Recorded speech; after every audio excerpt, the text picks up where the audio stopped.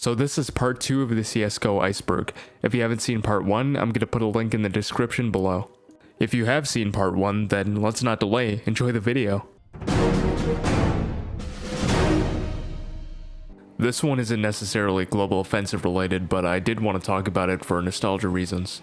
The YouTube channel Flashback Animations used to make some really good Counter-Strike videos back in the day.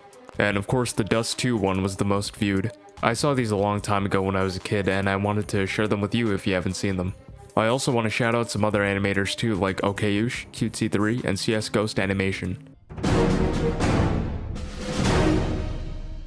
Back in the early days of CSGO around 2012 to 2013, the game wasn't exactly the game we'd have now.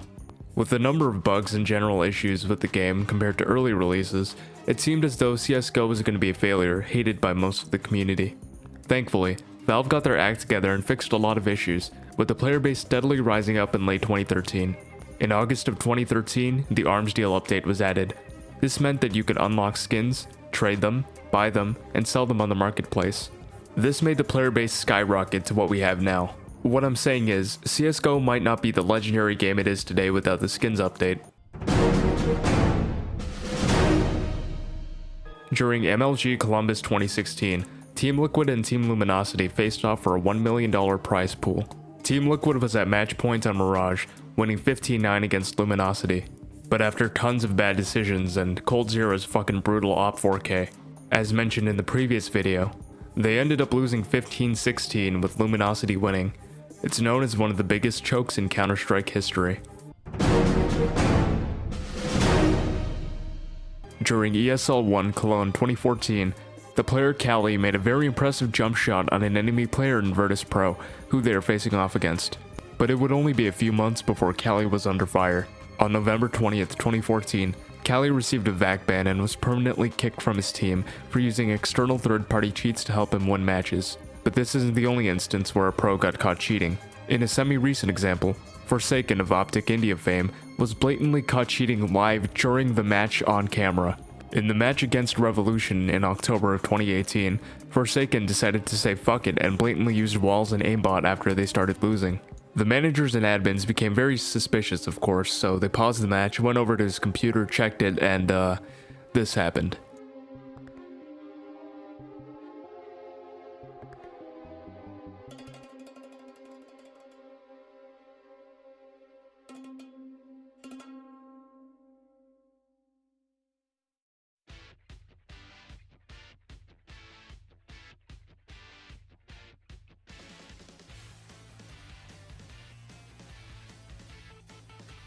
Yeah, he disguised his cheating software as word.exe on his computer.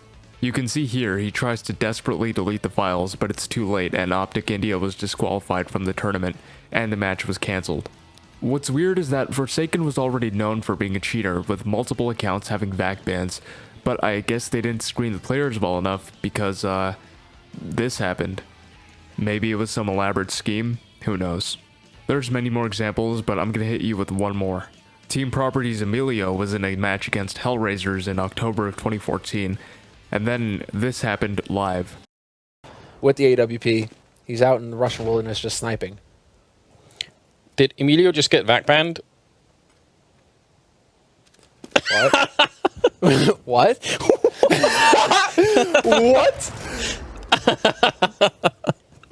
No way. That's not... That...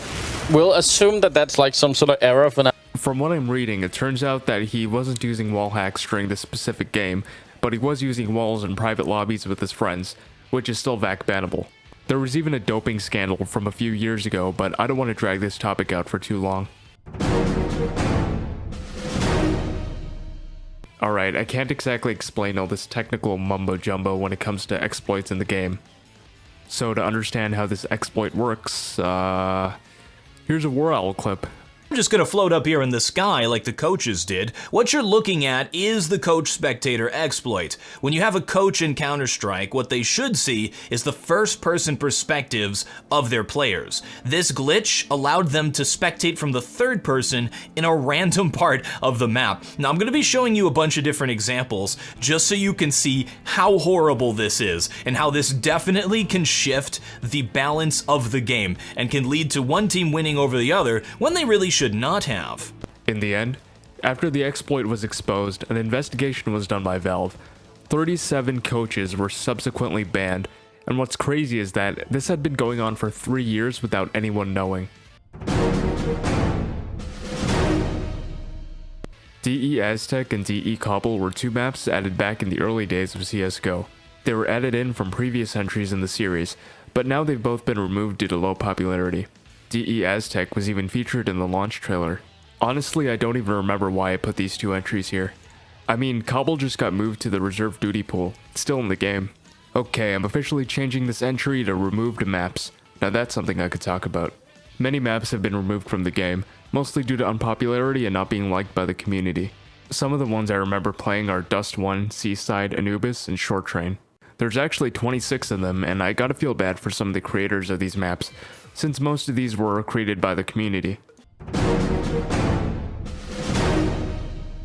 Snake 2K was a nickname given to the player Stewie 2K, who at the time was playing for Cloud9 from 2016 to 2018. But after winning the E-League Boston Major in 2018, he left Cloud9 to join up with SK Gaming. This caused a number of former Stewie 2K fans to be really upset with him, claiming that he betrayed the team and thus giving him the nickname Snake 2K, or sometimes Stewie Two-Faced. I'm sure this is all a joke, but some people seem legitimately upset over someone leaving their favorite team. There's a lot to talk about when it comes to cut weapons, a total of 58 according to the Counter-Strike wiki. So I'm gonna be only talking about a small handful of them for time. For example, there's the bear trap. Yes, a fucking bear trap that was gonna be added to the game. There's not much info on this, but I'm guessing it would be like a defensive tool to trap enemies. Then there's the Schmidt machine pistol, which was later replaced by the MP9. That seemed to serve a similar purpose, but with a permanent silencer, sharing the same fate with the recently added MP5. Coming up next is going to be the IMI Galil or IDF Defender, not to be confused with the Galil AR that we have in the game. Actually, you'd be right to confuse these two because they're really similar when it comes to stats. A 35 round magazine, high rate of fire, moderate damage, and good armor penetration. Finally, there's the Krieg 550 Commando that was replaced by the Scar 20 which we have today. Comparing the two, the Scar 20 has better damage and armor penetration but less ammo capacity than the Krieg. Yeah, a lot of these are just successors to previous guns in the series with minor changes, mostly for gameplay reasons. Looking here, apparently there was going to be a Yakuza faction for the terrorist side called Akunin, but that was scrapped as well. In August of 2012, Valve, probably smoking crack, decided it'd be a good idea to port CSGO to the PS3 and Xbox 360. What's that? You've never heard, seen, or even played that version of CSGO? That's because it was abandoned not long after, and now it exists in this sort of ghost town or time capsule. The servers are down, so you can't play with the 3 people who own this version of the game, sadly. There's really not much else to it, or even a reason why Valve abandoned the game at all. Although it's probably a safe bet that they didn't think it was going to go anywhere after the PC version started to gain traction. This theory says that the highest rank in the game, Global Elite, is just filled with cheaters who somehow got there by bypassing the VAC system. A lot of people in higher ranks complain about getting a cheater or multiple cheaters in every match they play in that bracket. There's no real basis for this one, but there does seem to be a lot more cheaters in higher ranks than lower ranks. Obviously, nobody thinks every player in Global is a cheater, but from what I'm seeing, it seems to be a huge problem and it makes a lot of people quit. And with more real people quitting, that just leaves the entire bracket with the cheaters. Valve, please fix. In the small indie game Minecraft, there are 3 distinct paintings you can find on display in the game, which hide a cool Easter egg. It's very pixelated and hard to recognize, but if you look at the original source material, you can see that it depicts long doors and lower tons of DE Dust 2 and somewhere in DE Aztec. As you can tell, I've played Aztec like once. I didn't like it. It's a neat Easter egg, and these paintings were actually made by Christopher Zetterstrand, who did a lot of other Minecraft paintings as well. The M4A4 Howl is the only banned skin in the game, and has earned the elusive title of Contraband because of its infamous nature. The Howl was added on May 1st of 2014 for the Huntsman collection as part of the update, made by two artists named Owzy and Sick. But it was soon discovered that the art used for the Howl was actually stolen. It was made by another artist named Canis Albus. After finding out about this, Canis Albus pursued legal action against Valve and filed a DMCA takedown for the use of their art in the game without permission. They also stated this on DeviantArt: "I'm just letting you know that I did design this piece, but I didn't upload the items to the Steam Marketplace, and the spineless worm who submitted it didn't have my permission to do so. However, I have reported both copyright infringements, and I'm hoping that the item will be removed soon." Honestly, I think it's a fair response. Not only did their work get stolen, but Valve actually pays you if you get your skin in the game. So these two were getting paid off of stolen artwork. On June 11th, 2014, Valve removed the skin from the collection and all weapons cases. That's when it also earned the title of Contraband. But players who already owned the skin before the ban didn't have to worry, because it wouldn't delete the item from their inventory. They could keep it. Of course, this meant that the price skyrocketed, valued at $11,818.70 during its peak on October 7th of 2021. Today, as of when I'm writing this, it hovers around $8,000 at factory new, but it's still one of the most expensive skins in all of CSGO. If you played CSGO before October 1st of 2015, it was possible to talk to the enemy team via voice chat during the warm-up, halftime, and end of the game. For obvious reasons, this was removed, and you could no longer talk to the enemy team using your voice, only through the all-chat system. I gotta say, I do miss this feature a lot.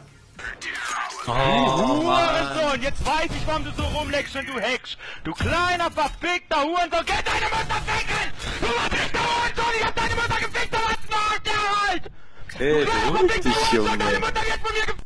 Okay, Junge. Such dir mal einen Arzt. Alter, was geht? This theory says that CSGO is actually a prequel to Valve's other game, Left 4 Dead. Here's the theory. After a successful bombing of the Mac nuclear power plant in the map Nuke by the terrorists, it released a biochemical virus that spread through the entire globe, turning everyone into zombies, which leads into the game Left 4 Dead. Some evidence of this is that Left 4 Dead and CSGO share the same map of Bank, with some assets, models, and textures changed. There's also a few similar weapons as shown here. Honestly, I don't think there's enough evidence for this to be a good theory. It also implies that Payday 2, like I mentioned before, shares the map of Bank, is set in the same universe. I think it's just a case of recycling assets and Easter eggs instead of some elaborate lore-rich universe. I mean, Portal and Half-Life share a lot of assets between them. That doesn't mean they're set in the same Oh shit, never mind.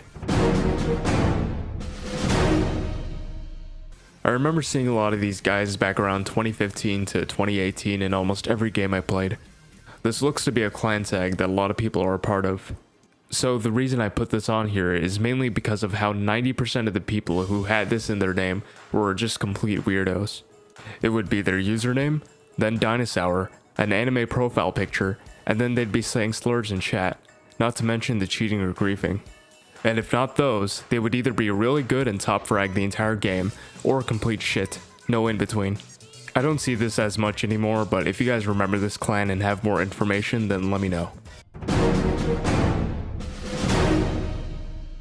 If you go onto the community servers list for CSGO, you can find these servers called Hack vs Hack, which, as the name implies, is two teams of 5 using their own hacks against each other to see who has the better cheats. This means that b-hop scripts, wall hacking, aim assist, and anything else is allowed. I don't really know if these are allowed in-game, or if Valve just blissfully turns a blind eye to them for some reason, but if you're into that sort of thing, it's an interesting game mode. Scams aren't exclusive to CSGO or video games in general. I almost got scammed once because I didn't have the concept of doing research beforehand or being smart. Many moons ago, I randomly unlocked an Operation Bravo case at the end of a match. Operation Bravo had ended years prior in 2014, which meant that the case would go up in value, and at the time, the Operation Bravo case was a whopping $10, which is actually a lot for just a case. Immediately, I got contacted by some fucker with an anime profile picture asking me to trade skins for it. Being as naive as I was, I agreed to trade my $10 case for some low-tier skins. This was my first mistake. I later told my friend, thinking I was some suave businessman like, yeah, just made a huge sale with a client, got a bunch of skins out of some case. I gave him details, and being skeptical, he wanted to see the skins I was being offered. Right in front of me, he did the math for the value of all the skins, and in total, it was about $7. Which means, this motherfucker was trying to scam me out of $3 by giving me some worthless skins for a rare case. Thankfully, Steam has a 2-week period where you can cancel a trade at any time. So be careful out there, don't be stupid. LMAObox.net is a pretty infamous site where people pay money to get hacks for any video game. Surprisingly, the website is still up to this day, but you don't really see it as often with CSGO anymore because Valve actually kinda gives a shit. However, that's hard to say seeing as TF2 still, in the year of our Lord 2022, has a hacker and bot issue. There's many other sites that do this stuff, but I don't really want to advertise any of them because if you cheat, you're a scumbag. This isn't much of a thing anymore, nor is it exclusive to CSGO, but there's been multiple articles and news pieces about the similar topic of violent video games, and the repeated debunking of the argument that violent video games cause violence in kids. Just to be clear, there is no evidence to show that violence in kids is correlated to them playing violent video games. However, fear-mongering is what the lamestream global liberal conspiracy media does best. I've got my eye on you, you fucking degenerate scum. I think we all know that Freedom, Liberty, Bald Eagle, American Truth.gov.co.uk has the real answers to our problems. I won't let you fuckers take away my video games. You're just gonna have to pry it from my very alive hands because you can't kill me, bitch. So as I'm researching this, it turns out I'm a fucking moron and I misremembered this one. The kid making the map of his school was actually 1.6, not CSGO. So in Clements High School, Texas, a 17-year-old kid got suspended for turning his school into a map. He got caught because he distributed the map to other students, and one of the other students' parents caught them playing the map that looked like the high school. This was also one day after the Virginia Tech massacre, so people were pretty on edge, and this just added fuel to the fire. So the parent made a phone call to the school and the kid got caught, and he told the authorities that it was simply a game and that he never intended for any violence to occur at the school or for anyone to get hurt in any way. He didn't get a criminal record, but he did get transferred to an alternative education center, which sounds kind of ominous. This happened all the way back in 2007, so I hope he's doing okay now. There's been other cases of this happening too, but this is the one that I remember. This entry and the next are going to be a bit more on the dark and serious side, so this is your warning now. On March 15th, 2019, Brenton Harris Tarrant entered 2 mosques in Christchurch, New Zealand and killed 51 people, injuring 40 others. During the shooting, the gunman was recording the entire time and showed off his weapon. Shortly after this, some people in the CSGO community noticed that the gun that was used looked very similar to the M4A1S flashback, which is a skin in the game. And for some reason, this made people want the skins for themselves, causing the price to skyrocket and double in value during that time period. Pretty weird and insensitive if you ask me. McSkillet was a CSGO YouTuber who made videos mainly talking about skins and collectibles for the game. This grew his YouTube channel to around 750,000 subs until 2018. On December 12th, 2017, McSkillet uploaded a video showcasing his brand new McLaren sports car that he bought. This would foreshadow the tragic events to come. On August 23rd, 2018, McSkillet, real name Trevor Heitman, drove his car at an insanely high speed down the wrong side of the highway in a murder-suicide. He collided head-on with an SUV, killing himself instantly and murdering 2 innocent people in the SUV. Those innocents were a 43-year-old mother and her 12-year-old daughter, who both tragically died in the crash. A statement from his parents mentioned that he'd been having a mental breakdown for the whole week. Beforehand, he was also tied to another incident where he rammed his car into a fence for an elementary school and smashed open a window, but thankfully classes weren't in session then. There were no signs of intoxication by the coroner. No matter which way you put it, this guy's a fucking monster who decided to drag 2 innocent lives down with him for a suicide. Things might have been even worse if there was a class in session when he broke into that school. Trevor Heitman will not be missed for doing something this cowardly, at least not by me. And that is going to conclude the CSGO Iceberg. Like I said, if you think I should have added something, or maybe you have suggestions for other interesting topics, feel free to leave it in the comments below. I don't play that much CS anymore, but I thought it was a fun project to make because of the history and memories I have tied with this game. Besides that, feel free to like and sub, blah blah blah, you get the gist. Till next time, folks.